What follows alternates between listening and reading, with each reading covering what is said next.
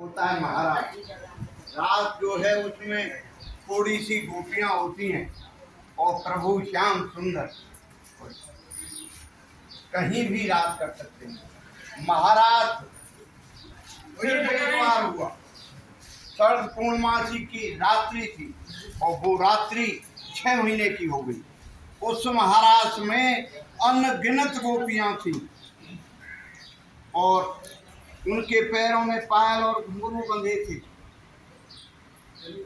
और यमुना किनारे बंसीवट पर प्रभु श्याम सुंदर और राधा रानी सिंहासन पर विराज रही थी। महाराज हुआ तो जितनी अनगिनत गोपियां थी, प्रभु ने ऐसी लीला रची कि अनगिनत कृष्ण पैदा हो और हर गोपी के साथ एक कृष्ण, हर गोपी के साथ एक। हर गोपी के मन में ये आया कि ये प्रभु मेरे हैं, उस दूसरी वाली के नहीं है, ये तो मेरे हैं। हर गोपी के मन में आया क्योंकि हर गोपी के साथ वो मिल करके महाराज कर रहे थे। जब महाराज शुरू हुआ तो गोपियों के पैरों के पायल और घुंघरू बजने लगे और एक ऐसा मधुर संगीत पैदा हुआ जो तीनों लोकों में छा गया। वो मधुर ध्वनि जिस किसी के कानों में गई वो महाराज की तरफ दौड़ने लगा, चाहे वो देवता हो, किन्नर हो, मनुष्य हो, पशु हो, पक्षी हो।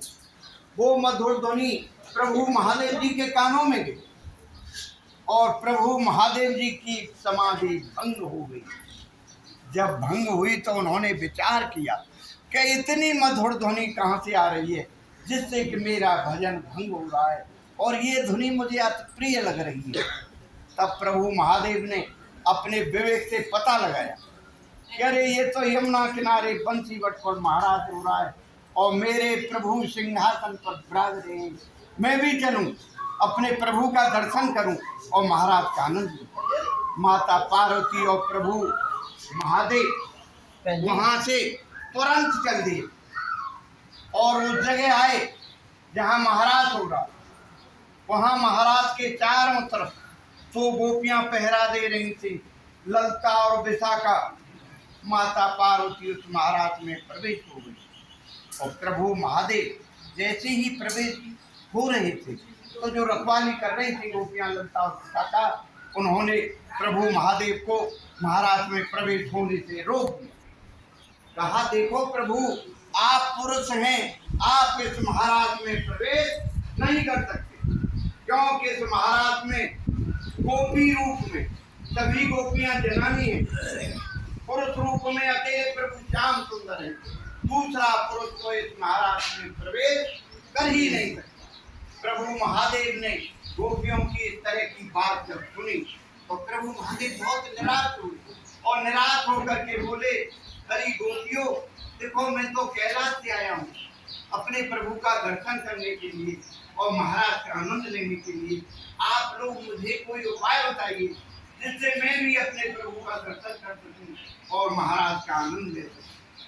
गोपियां बोली, देखो प्रभु, पास में यमुना जी बह रही हैं, आप वहां जाइए और यमुना जी में स्नान करिए और यमुना जी से निवेदन करिए कि हे यमुने, मेरा गोपी रूप हो जाए। प्रभु महादेव जी ने यमुना जी में 3 डुबकियां लगाई और वो गोपी बन गई। जैसे ही महादेव जी गोपी बने, जब तुरंत यमुना जी ने प्रकट होकर अपना सारा श्रृंगार दिया। अब प्रभु महादेव जी सज धज कर गोपी बनकर जैसे ही उन्होंने महाराज में प्रवेश किया और प्रभु महादेव पर प्रभु श्याम सुंदर की नजर पड़ी और प्रभु श्याम सुंदर सिंहासन से खड़े होकर के बोले, आइए गोपेश्वरी, आइए गोपेश्वरी। बड़े आदर और सम्मान के साथ गोपी बने महादेव जी को प्रभु श्याम सुंदर ने अपने बराबर सिंहासन पर बिठा दिया। अब आप लोग ध्यान करिए, उसी वक्त से उसी समय से प्रभु महादेव को गोपेश्वर महादेव के नाम से पुकारा जाएगा। अब जब प्रभु श्याम सुंदर ने गोपी बने हुए महादेव जी को अपने बराबर सिंहासन पर बिठा दिया, इसी बात से किशोरी जी नाराज हुई से गुस्सा हो गई और गुस्सा होकर गोपियों से बोली, अरे गोपियों देखो प्रभु ने क्या नई लीला रखी है। आज एक नई गोपी आई है काली करू की, उसको प्रभु ने अपने बराबर सिंहासन पर उठा लिया है और उससे कहा है गोपेश्वरी, हम सब जितनी बार गोपियां हैं सबकी ईश्वर बना दिया है इसको। हमसे तो इन्होंने कभी गोपेश्वरी नहीं कहा। इसी बात से राधा रानी मान करके और गुस्सा होकर नाराज होकर महाराज में से धीरे धीरे धीरे धीरे धीरे धीरे धीरे धीरे चलते चलते यहाँ चल गए। अब आप समझिए, जहाँ राधा रानी वहीं रात है, वहीं महाराज है, वहीं निकुंज लीला है। राधा रानी के बिना सारी महाराज बंद हो गए। जब महाराज बंद हुआ तो प्रभु ने देखा, अरे यहाँ तो महाराज बंद हो गया, अरे यहाँ तो हमारी राधा रानी भी नहीं है। तब प्रभु ने पुकारना शुरू किया, हे राधे आप कहो, ये किशोरी थी आप कहो। प्रभु चारों दिशाओं में राधा रानी को खोज रहे हैं और पुकार रहे हैं। देखो जिस रास्ते से राधा रानी यहाँ आई थी, ब्रज की रज में राधा रानी के बहुत छोटे छोटे छोटे छोटे पैरों के चिन्ह बने थे। प्रभु की नजर गई उन चिन्हों पर, पहचान लिया कि ये तो हमारी किशोरी जी के पैरों के चिन्ह हैं।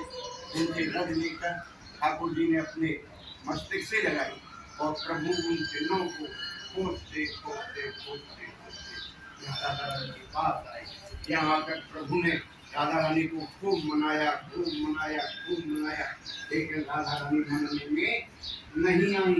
जब मनने में नहीं आई तो प्रभु विचार करने लगे कि ये तो मनाने से भी नहीं मन रही है।